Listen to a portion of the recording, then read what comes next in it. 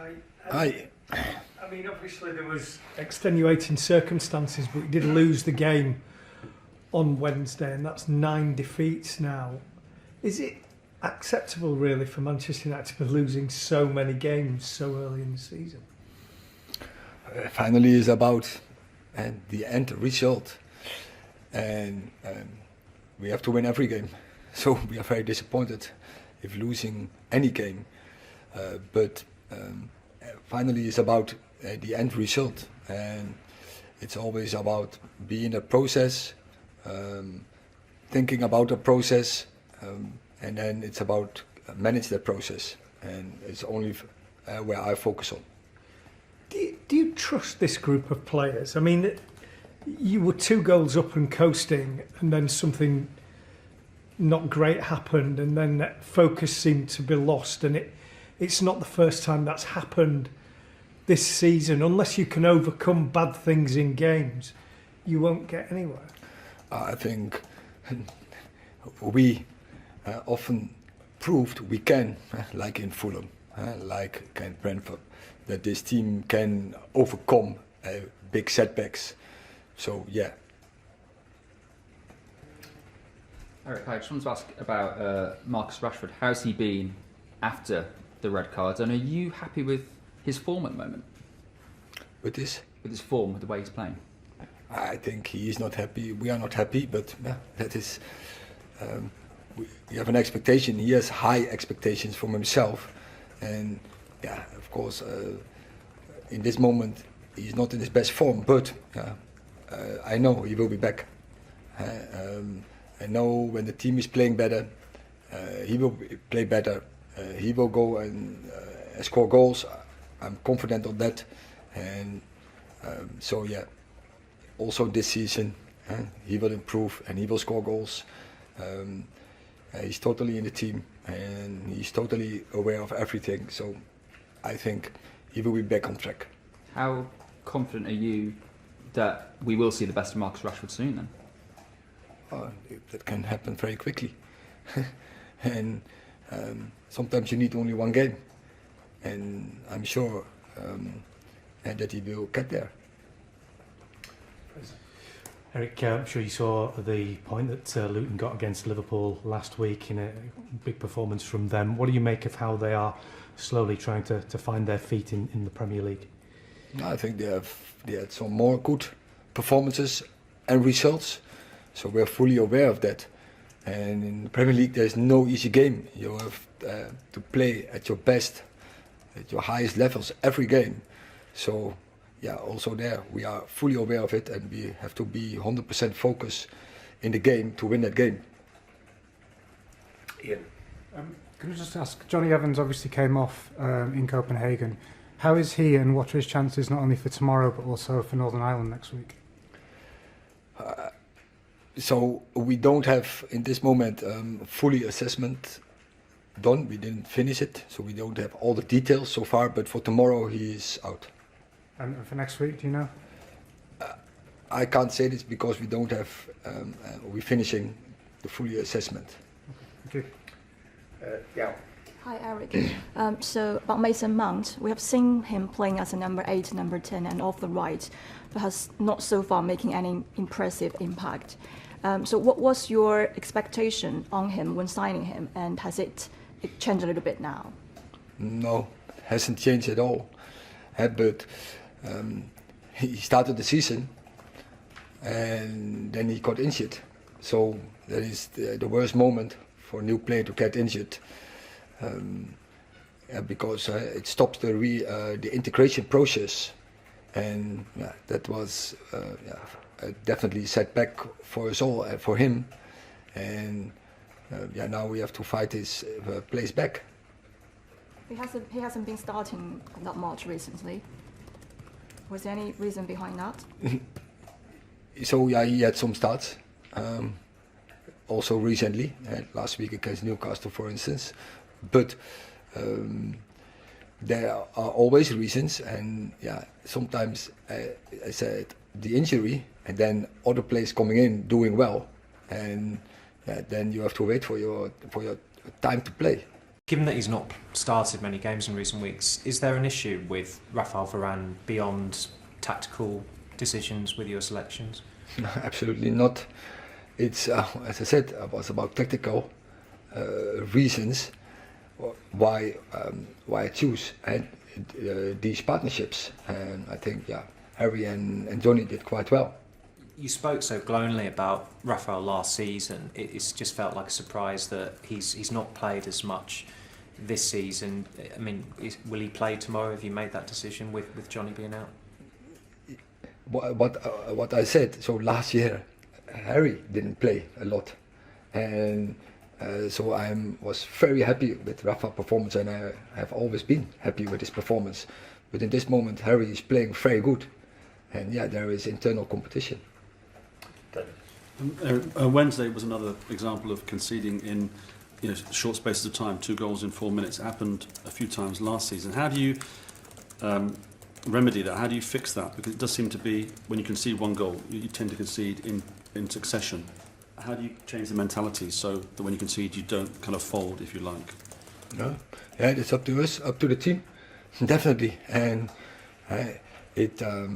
we know we made in the last minutes, we made mistakes, and we have to address that, absolutely, because we have to do the things better to protecting our box. Do you think it's a mental problem then? Is it that the players find themselves unable to cope with it? Is it just in the head, or is it something tactical? How do you explain that? No, it's definitely not tactical. Players know also what to do in such moment. First was a set play, but definitely you have to cope with it, as you say, in such moment, as individual, but definitely also as a team. Just on that, do you have enough leaders in this team? Because those kind of situations require leadership on the pitch, organisation. Do you feel you have enough of that within your team at the moment? I think we can step up, but also there, the injuries don't help us, because you have to, so often you have to swap, for instance, the back 4, and then you don't get the routines in, and especially in such moments it's very important that you have the routines. Eric, last season that Casemiro, Varane, Martinez, that axis at the back were a very important part of your team. Obviously Casemiro's injured, Martinez is been out for most of the season, Varane has obviously still been there. Do you feel that you need to see more from Rafa still though in this moment? You've obviously lost 2 key players. Is this a moment when you need your experienced leaders like Rafa to step up and offer more than you're seeing at the moment? But it's also on others then now to step up, and so Casemiro and Martinez, Licha are not there, so then others has to fill it in, and so I was very happy actually with the game in Copenhagen. I think it was our best minutes, so as long as it was 11-11, I think it was a very good midfield balance as well, but I think all over, I think there was a good balance in the team, and I think we played very well. I think it was just the way we wanted it to see, and so I think we have to build on that. But he did. But in these difficult moments, though, when you are struggling for results, is this where you need to see some of your most experienced, most senior, most successful players really stepping forward and helping some of the more inexperienced players and whatever? Definitely, and I think we have such characters who can do it. You mentioned Rafa, but I mentioned also Andre Onana, I mentioned Harry Maguire, Scott McTominay in such moments has to make there also some leadership. Bruno, of course. So we have enough players who has that character and personality to step up, step forward in such situation and lead the team. Chris. Over here. So, I think Paul Scholes was saying in commentary during the week that the feeling is that you prefer Harry and Johnny at the moment because they're ball-playing centre-backs, and with getting a new goalkeeper and playing out from the back, they fit that system better. Is that a fair comment? Do you think they are better ball-playing centre-backs than someone like Varane? No, I could. that was never the issue. I think Rafa did very well in combination with Licha Martinez. I think he was brilliant, and I can also see very good combination. Rafa Varane with Johnny Evans or with Victor Lindelof. I think that are very good combinations. But has your view of Rafa changed at all? And we talked before about the whole pecking order, and Luke Shaw was in there, Harry was in there. Is he still very much one of your first choice centre-backs? Yes, absolutely. But as I say, Harry Maguire is doing very well in this moment, and that's and I'm very happy with that. And and as I always said, from Harry Maguire, he can do the job, and now he's showing he's doing the job. And Rafa Varane, I always played him. All the games when he was available, I played him, and because he was doing that well. Just in terms of the way you defend generally, you got a lot of credit last season for the way you defended. I think you had more Premier League clean sheets than anyone. It seems like other teams are having a bit more success against you this year. Is that just down to the injuries you've had, the changes you've had to make, or is there anything that you've noticed from the sideline that's changed fundamentally about the way the players are organising themselves on the pitch? No, I think it is definitely to do. Every time when you have to swap your back four, it's difficult. A new keeper coming in, and then every time you have to form a new back four, and they know rules and the principles, but the routines are not the same. So the communication is so important in such moment, but that is all split-second decisions. So you need that cooperation, and it has to work 100%. And when it doesn't work, then you concede goals on these levels. Can I just ask one final one? Have you been able to pick your favourite back five this season yet, do you think, in any of the games? But I made once that statement, and so far I was in. I think we could almost never played the start 11 I wanted, but there's never an excuse. We have to win games, and we have good players. We have good players across the squad, and they can all do the job. But football is about cooperation, and so you need the routines, and so it has to go blind, that you know where your teammate is in very when you're under pressure, in under pressure moments, you need to know what your teammate is doing, so you can anticipate on that. Last question, Michael. Hi, Eric.